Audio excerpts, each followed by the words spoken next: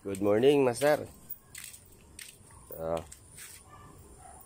Tatapos lang natin magpakain ng mga manok. Bagong gising lang. Yan o. Manok natin.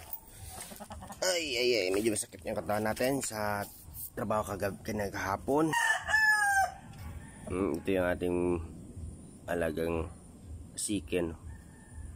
Pwede siguro yan isabak sa December. Ayos na oh. Ayos na buto-buto.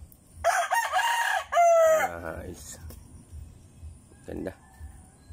Ito sayang to yo. May problem to sa mata. Sayang lang. Ganda pa sa ano. Ayan. Maya na tayo, mag-prepare na to, papunta tayo ulit sa palayan. Yan yung mga chicken na. Yan. Ito pa yung isa. Gandang klase din ng manok.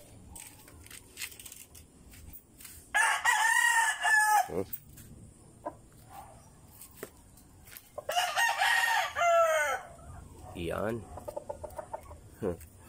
Meron tayo ditong naglilimlim. Mga native to. Native chicken. Sa dalawa. Lalagay natin to sa ano. Yan.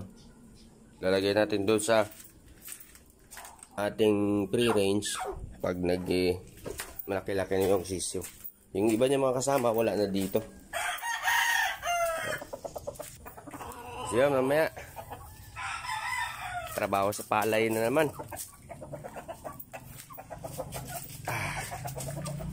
Medyo nakakapagod pero masarap sa pakiramdam.